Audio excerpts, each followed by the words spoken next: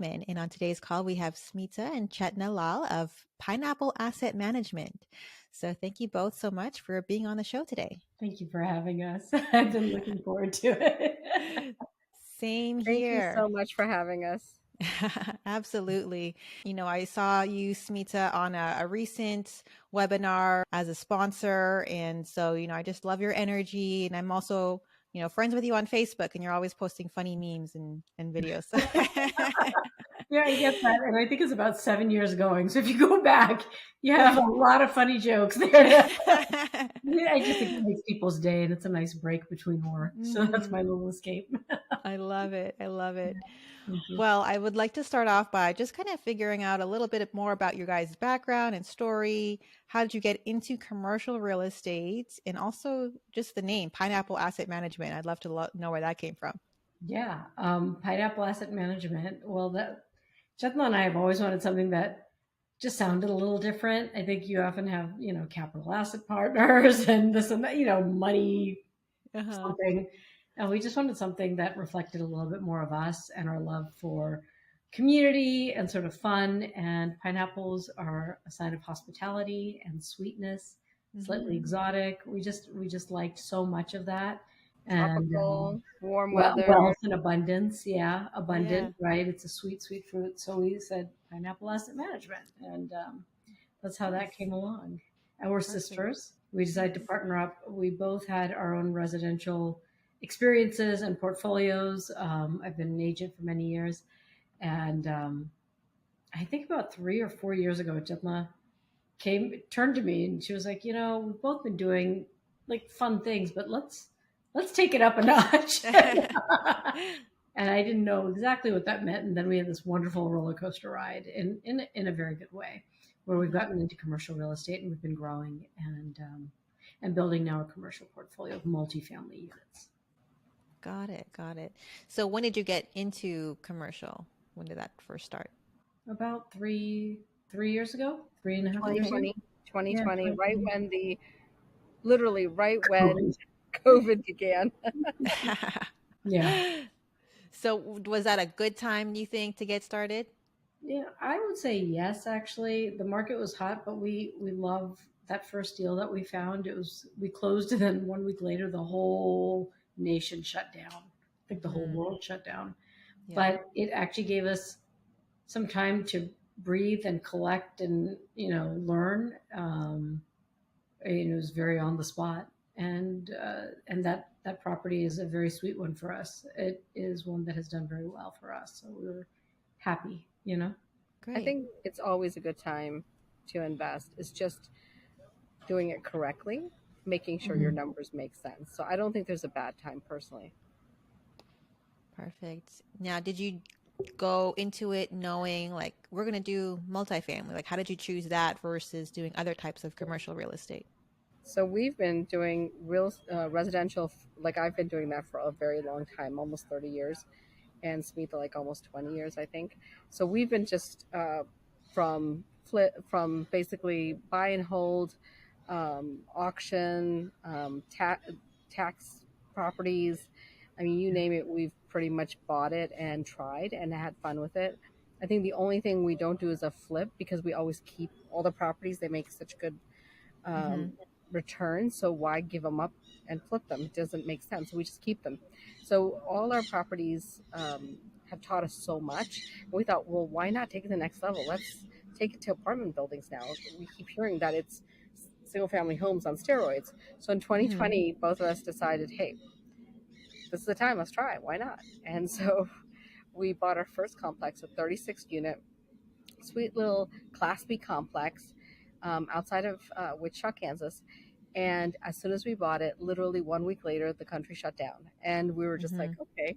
So since we've already owned before, we knew you need to have plan A, plan B, plan C.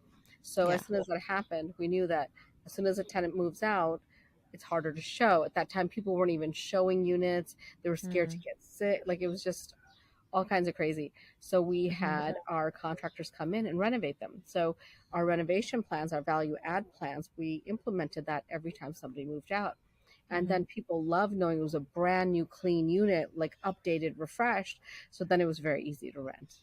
Now, going into that first deal, did you have a mentor like help you out throughout the process, or did you kind of just jump in, the two of you, like just full on yourselves? Well, we did. Yes, we were part of a coaching program, and um, we had 2 years where we had some great guidance, and we've also had mentors who are outside Mm-hmm. that we've just known, like that I've known for a long time. So it was really very helpful to have these different people come and support us on that first deal. But Chetna and I had underwritten about 200 properties, and when this one came up, we actually, when we jumped in and we invited our investors, and it filled up very quickly. It was not one that was sponsored; it was actually one that we just took care of ourselves. Um, and it turned out well, and it was definitely a learning curve. It's definitely a learning curve, but it was a really good experience. So tell me about your portfolio today. How have you been able to grow that over the last 3 years? We are, I would say, we are very deliberate at how we create. I think I've said that even on these other calls that I've been on, and we're we're definitely in it to win it. We are in it to play and Yeah. win, but we want literally a win-win-win. And what I mean by that, or what we mean by that, is we're always looking at the community, where we're going with that community, as in what impact will we have with our tenants and what are we going to do with them, and if people are moving on, where are they going? I don't know if it's more holistic, but it's definitely not just this is just this building. We want to look at that whole picture.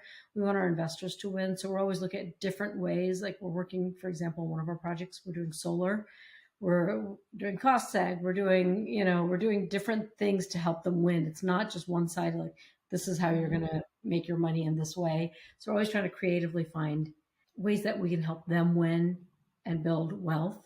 And then, of course, we want to win. So, Yeah. as managers, how can we have fun? Who are we playing Mm-hmm. with? Who are we Yeah. building these communities with? I don't want to just say we built, we amassed a portfolio and it was very good. Um, Even though it has been, we now own in the starting in the Sun Belt, and we own in the Midwest. So we own in Mm-hmm. Kansas and Nebraska and Texas, and now about to do Florida. So that's pretty exciting in 3 years. But Mm-hmm. we want to be, we want to feel deep pride and in the people that we are partnering with, in guiding, in being guided, and so that we're actually creating something that we can be proud of at multiple layers. Perfect. And that does pretty much tie into the next question, which kind of talks about what is your big why? And that could have maybe changed over the last 3 years when you start out versus now. So can you tell us about what kind of drives you and motivates you to build this business? I think that this was probably for Chetna and myself. I think in the beginning, I think we were just like, oh dear God, we just want to get in that first deal, right? You're just so Mm-hmm. excited. But one thing that Chetna and I have been very willing, we underwrote about 200 properties before the first one came. So Mm-hmm. we were very actively underwriting backwards and forwards and just trying to understand the numbers and the lending.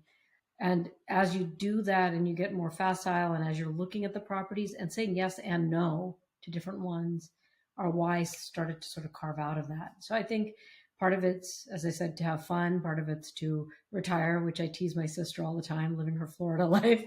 um, but part that, that she's already in that fun zone. But I think it's also that we wanted, in essence, to benefit community, to leave something behind that's larger than ourselves. Perfect. I love how you both are sisters doing this business together. You're the first partnership I've seen that is sister and sister partnership. And I'm sure both of you take on different roles in the business and have different strengths. So can you speak into what is each of your focus in the business? And did you know going into exactly, who was going to be doing what? Well, I do everything. She's along for the ride. No, Jetna's probably I'd say our chief underwriter, right? So Jetna is always looking. She's always looking and guiding through financing. She's analyzing all the options. She's finding different ways, multiple exit strategies, how it'll be profitable. What's the story with the numbers? What's the story with the property? So whenever, um, whenever there's a project, I'll underwrite it. I'll, if I'm underwriting, which I underwrite as well, I'll pass it to her and be, I'm curious, is the story a match with the story I've got? And sometimes it is, and sometimes she'll come something that is just so much deeper, and I'm just like, wow, now I'm even more excited. Let's do that, So that's her role. But we overlap. We overlap on a lot of different things. So I've been doing a lot of the fundraising. I do a lot of macro level research. I do taxes and the finances, and I think we both overlap in asset management. Okay. Yeah. Smita is really our front-facing person, and then she checks on every single aspect. She's on top of everything, make sure there's no mistakes. It makes a big difference having somebody who's so detail-oriented, and Smita is very detail-oriented. So it makes it's huge. Awesome. All right.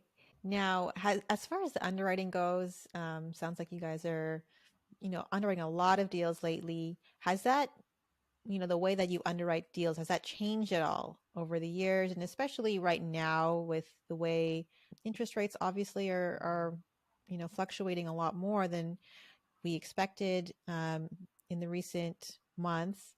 So are you doing anything different when you're looking for these deals? Yes. I think we're more conservative, right, Smita? Mm-hmm. We're getting more conservative.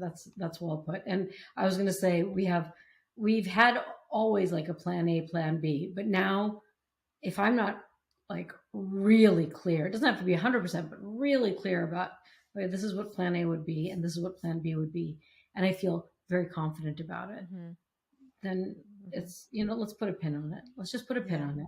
It should be a yes, especially when the market's a little bit iffy. Yeah. Well, that being said, I would love to kind of walk through one of your deals and just get an idea of what you were thinking. Like, this was our plan A, this was our plan B. Like, how did you find the deal? Kind of give us a walkthrough. Could be maybe your first deal or one of your favorite deals or something that was more difficult than others. I think the first deal is just a really sweet one, and there were two obstacles that came up. Well, there's definitely one that came up in the very beginning. It was our first one, and because we went on our own, we decided that we were open to however it would unfold. I should actually be really open about that, but this one just happened to be, it was 1.35 million, so it was smaller. It was 36 units. It is in a state where Chetna actually has family. So there was just some things that were starting to fall into place. And then the financing came. and suddenly we saw the brick wall. And I would say that was one of our biggest obstacles, was trying to figure out, oh my gosh, every time we were looking for somebody on that, it was, oh yeah, you're just too new, doors shut. Or they give you numbers, but they were just impossible numbers. So our underwriting turned upside down. I think, and if I had guidance for anyone that's new, I would say, if you were doing something, whether it's 4 units or 30 or 40 units on your own, and you're getting a lot of no's, but you really wanted to do it on your own, keep trying. Those doors, you've got to keep trying. And I'll never forget that one lender, who gave us a try. And he was just wonderful, Seabach, and it's Chris Macias. So I'm just giving a little shout out there. Nice. But he is, I mean, in my mind, just the most blessed man. But he gave us a shot, and that's probably after 15, 20 lenders. We called and called and called and called, and then he said, "I will put it through." And by the way, the first round we didn't pass because our experience. So then we had to figure out some things. So he's like, no, but I think we can do it. And he really worked with us, and it was just such a joy. And then honestly, about a year and a half later, because we had improved the property enough, we were able to refinance. We had improved the value of the property by 65%, and we gave 20% back to our investors. So that was a really nice win. It's one of our favorites. We also changed the PM, and so we learned about PM management at that time. So that was the second thing that we had to learn is, finding a good PM is golden. And I don't know, there's a lot of tricks and tools, but when you find someone good, boy, it's, that's the right thing to stick with, the right person. Yeah. And so just for the newer investors who may not know what PM is, so property management, right? You had to change property management companies through that Yes, project? we did change property management companies, and we are delighted with our new property manager, the property shop. Nice. That's probably the most important when you've got the deal going, because you need to have that peace of mind that, because we're not able to be there every day, on site. A lot of these are out of state, so you need to have someone that you really trust to take care of those properties on a day-to-day basis for us. And you really do need boots on the ground. So it's great to have somebody who can come and drive and check. Or who lives there, and it's important to have a property management that you can have a very good working relationship with. Yeah. So what made you really want to do this first deal on your own versus, having a sponsor come in and kind of sign on the loan for you guys? I think this was the war between me and Chetna. Because I have trust issues. Chetna likes to do things on her own. She's a real leader. She's like, we're going to do this. And I'm like, oh, we are. Okay. Okay. Got it. Well, now it's kind of giving you that step up now, because now you're able to sign for people, because you've done it on your own now. You've got that net worth, that credibility built up for you. So now you're able to be a sponsor for other people's deals as well, right? We had the net worth from before we even started this because of our residential investing background. So if someone has properties, sometimes people are like, oh, I'm going to get rid of all my rentals and just do multifamily. You don't need to do that. There's a lot of benefit in keeping your rentals while you move to multifamily, because that's really what's giving you the experience and the knowledge. Like everything you can do with rental, with single family, you can do with apartment complexes. You can wholesale them, you can flip them, you can buy and hold. Everything you can do with single family, you can do with apartment complexes. So it's really, whatever skills you have, it's not lost. In fact, it's just a benefit. It's such a benefit. Whatever skills you've had from residential portfolio, it is different doing commercial though, but it is such a benefit to have those ideas or skills that you bring to the table from that work. So we had that, and then we decided to do this first one on our own. Well, I kind of strong-armed it a bit, but it really worked out for us. It was very difficult to get a loan. We got rejected, I don't know, maybe 10, 11 times. So what I would say is, being female, being minority, being wanting to do it on your own, I would say don't give up. Just keep applying, keep applying. Make sure your numbers work out. The numbers are everything. So as long as you can make your payments, and as long as you can, do all the things that you want to do, your value adds or so on, don't listen to anybody, but it is a lot.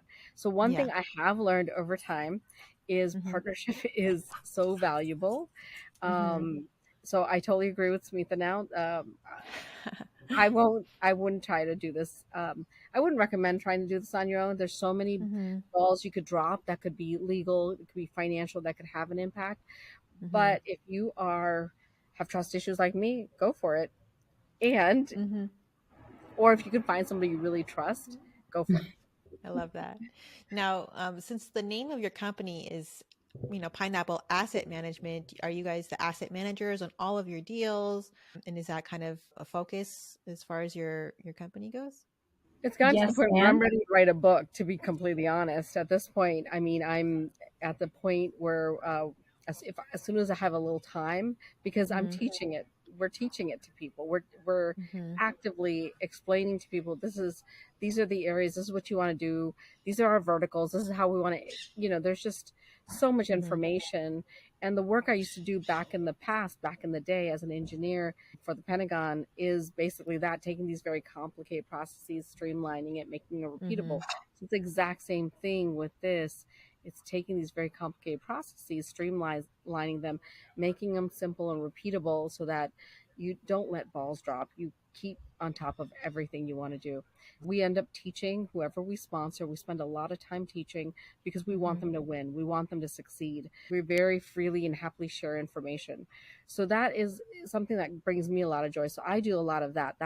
I work with anyone new and I just share these ideas. Whereas Smita's really looks at the whole thing in a much more bigger picture, but also much more detailed. but I get to work with our new people the 90 days before we close, and just, really high level, give them all the information they need. Then they get to drill down and drill in areas that they like, and they get to choose the areas that they like to work in.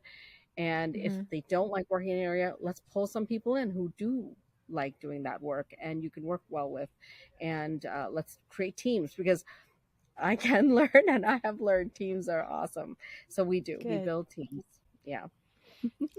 If someone wanted to work with you, maybe they have a potential deal and they want to know, maybe I can work with Smita and Chetna, what kind of value should they be bringing? What kind of deals are you guys looking for?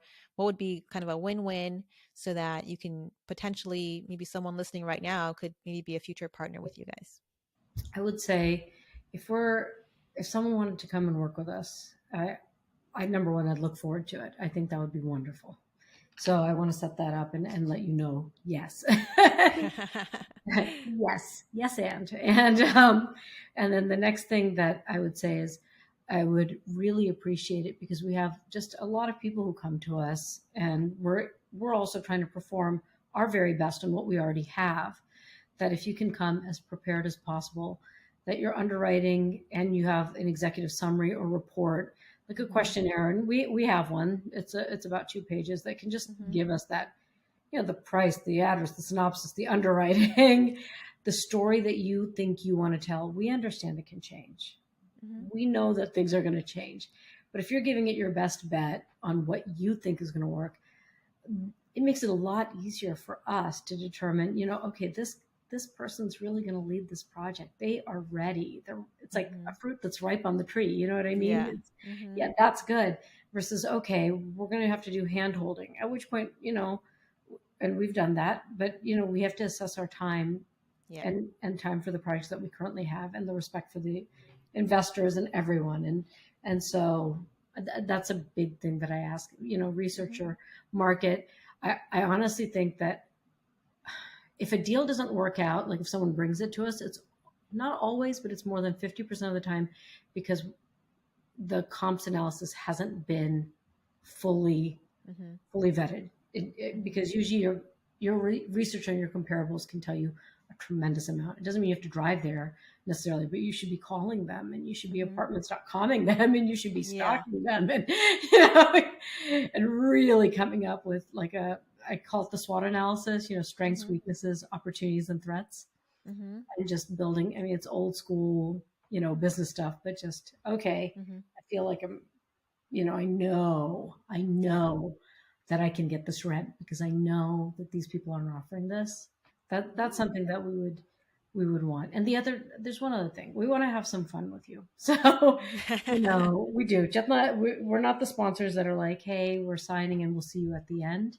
We're the ones that want to talk and meet with you and work with you. We want to see everyone do well. We'll fly out to where you are, and we'll have lunch or dinner and get to know you and how you think about things. We love it. Just have a good time. We're in it to have a great time. And so we often have to presence that for each other. We have to say, hey, are we still having a good time? Are we doing too much? Let's back off. We have to actually do that sometimes. And I think the other thing I would say is that people, if they are thinking about, oh, should I save this money up for my deal, or should I go invest in someone else's deal? Save it for your own deal. Have your money ready, because there are little things that you'll want to do. There's the SEC attorney, there's things like that. Like, there's just so many aspects to it. So save up your money for your own deal. People are always asking me that question. Unless they have enough liquidity and they like the other person's deal, then I always say, Yeah, if you have 30 to 50, that's perfect for your first deal. If you have like 100, sure, go ahead and invest someone else's deal as well. But it's good to have some money of your own in your own deal. People will ask you, are you investing in your own deal? And it's good to say, yes, I am investing in my own deal. I believe in myself. I believe in my product. Smith and I can easily, we invest in all our deals that we choose. Obviously, we put money in every deal because there are good returns there. But somebody who's new, they've been told from different classes or different programs that, oh, no money down. You don't have to use any of your money. You just, borrowed on your credit card. And I don't know, they've been told all kinds of different things, but it's really, really valuable if you put your own money on the line, you know, and you take the risk on yourself, that you are betting on yourself to win, and we're betting on you to win. Um, when we go after a project, we pretty much always close. One time we didn't close because it had title issues, but that was out of our control. We got all our money back. But back to what I'm saying about, a person taking the risk on themselves, we highly recommend it. It Yeah, pays off like multiples. absolutely. Yeah. So, So if you have some money to put into your own deal, that's yeah. definitely a win. So I'm going to just throw out something crazy about our very first deal, which I forgot Yeah. to say. Yeah. We put, we, excluding all those fees, legal fees and all that, we put $1,000 in that deal. That's it. Oh, wow. Which was unheard of. And so, but it's partly because we put 2 houses as leverage. So I guess if you put 2 houses as leverage, but we did not actually, and $1,000. But that's a sort of funny story when you tell people, because you're like, and we didn't mean to. We meant to invest in our own deal. We had the money to put in our own deal. We had so many investors. We filled it within a day. We raised the Wow. funds within a day that we were like, okay, we'll put our investors in. We won't put our own money in, but we were totally ready to. Yeah. Some of them were mad because it filled before we did the presentation. So Oh, they were wow. like, it filled 20 minutes before our presentation. And Yeah. they're like, what? But I was like, I am so sorry. Even we're floored. I was thinking, we're putting in like 1,000 in our legal. I mean, we just finding some houses, but we didn't get to do it the way we thought. It was just playing out very differently. Yeah. That's So, yeah. exciting. It's a good problem to have on your first deal. So It was really nice. A nice problem to have. now, were you able to accomplish that because of what you'd done in the single family space and people that you met through that? Or how did you have so much interest on your very first deal? We've been having conversations. I also come from a policy and statistics background. Like, that's really my basis, but I have several years of sales. And I think the most important thing is just to be in touch with people. So we were just in touch with people. Chetna's always been in touch with people about real estate because she wants people to invest in real estate, whether it was residential or commercial. She just wants people to have some freedom, financial freedom. She's always been strong, and I appreciate that. And then I was so excited about it. I wanted people to know that this was a new project that I was taking on at that time. And I, just different conversations, I don't want you to miss out and see if you like it. But even if you don't, maybe you know someone who does, because we didn't know how it would turn out. And just generally, yeah, we're pretty excited. We're underwriting a lot. Nothing there yet because it wasn't. And by the time it happened, they had already heard about our residential portfolios. They already knew that we had been immersed in real estate for 20 plus years, 30 plus years.